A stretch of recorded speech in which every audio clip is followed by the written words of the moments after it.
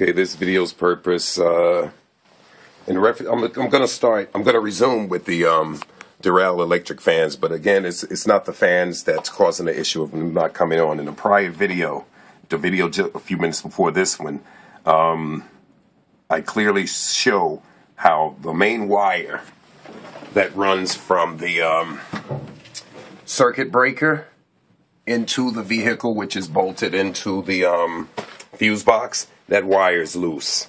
The soldering job that was done is pathetic. It looks like they used some sort of plastic or something, so that wire came loose. I'm going to take it to an electrician to have him wire that correctly. I don't want to mess with that. I don't want to do any patchwork.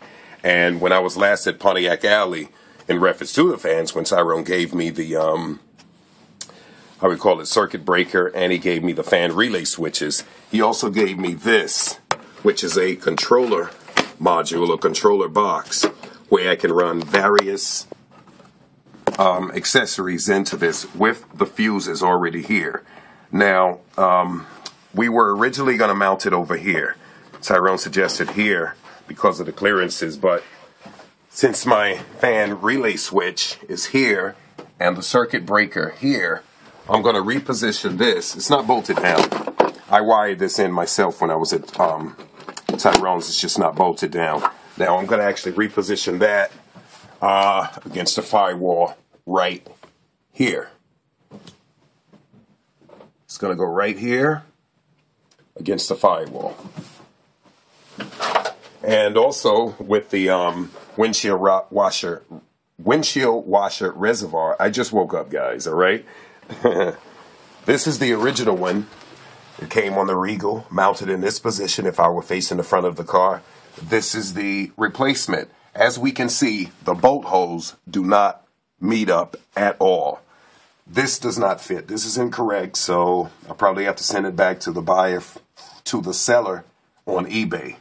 And while this is already out, I'm going to take it home, make an attempt at bleaching the hell out of it to see if I can get it as clean as this. I'm going to use bleach and Ajax.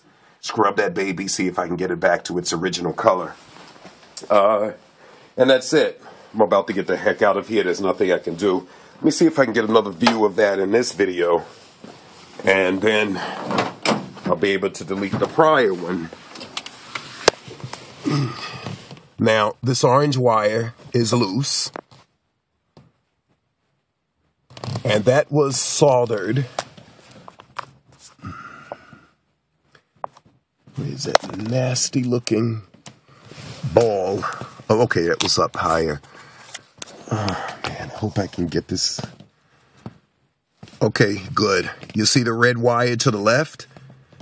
Everything just came into focus. Now, to the right is the point as to where the fan control wire popped off. You see that little gob? Looks like tar, etc. You see if I can point to it better with this lighting. No. But you guys see it. To the right of the red wire, red power wire, the fan wire popped loose from that point. Now, it was not ran into a fuse or anything. It was just salt. And it says ignition. Yeah, wired right into the ignition, which is fine. But why is there no fuse there?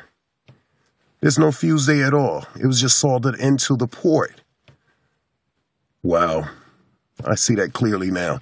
But anyway, that means I can delete the prior video and just use this one, because it covers the issues / reasons of my coming out here to begin with.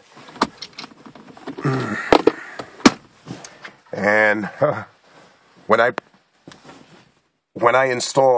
swap out to the aluminum Grand National rear brake drums that I have already in the house, then the line lock will be installed, because 11-second Steve explained that doing burnouts without line lock with the aluminum brake drums is a big problem. Okay, you're going to warp them out, and I've read where they actually explode. So line lock is mandatory at the point of my installing the aluminum brake drums. And about the lathe, I'm going to take it to Meineke, have the same guy, Mike, who installed my dual exhaust 3-inch on this Regal. I already called them, spoke to him, He's going to check out the brake drums for me. If they need to be put on the lathe, he's going to do that. This time, I'm making sure everything's done correctly. I don't want to go back and forth like I've been doing the past year and a half with this car. But so far, so good. Thank God. It's 80% mechanically sound, you know. And the other 20% is just little knickknacks, little electrical knickknacks that need to be taken care of that wasn't done correctly in the first place. Don't get me wrong. Tyrone Taylor is the man. I'm not blaming him at all. You know, because he got my car running that to the point it is now. Him, Dominic. You know, I really appreciate that. 11-second Steve, Eric the Bold. But, and the weather sucks. So I really wanted to take it out and beat on it, even if it were to put back my rigged direct on fan assembly here. So that's about it. And also I tighten up screws here to the vacuum reservoir for my power brakes. And one day soon, I'm going to replace the master cylinder and the booster. Both of these are going to be swapped out because they are from 1987, if not earlier than that. So it's about time. That way it's like pre-preventative maintenance, you know. And again, the headers, TA Performance Street Strip headers, I'm going to take care of those. Jet black, first I'm going to sand them, do the best I can, and then jet black. That's it. That's it. I wish there were more, but there's not, thank God. Fans, I still get 190 degrees Fahrenheit on the hottest summer day doing burnouts, beating the hell out of the car with the 10-inch converter on it.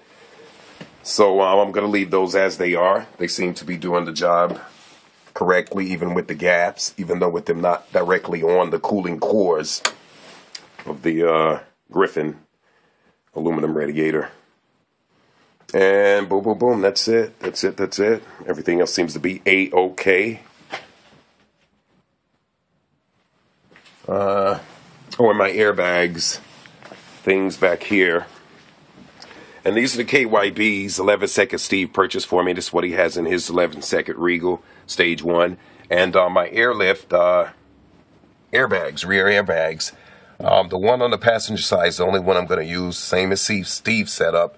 His car hooks, so I'm going to duplicate what he did to have mine hook as well. I know every car is different. They may have the same setup. This car hooks, the other one don't. I mean, things happen. And this is so cool. I'm going to always keep my original data explaining that this had a 308 limited slip rear on it from the factory, the specialty with Oldsmobile 307 originally. But now it's all STAGE-1. Turbo 400 tranny Tyrone Taylor built for me. Grand Ashton rear, 342 gears. And that's about it. I'm going to head on back home, upload this video, and call it a day.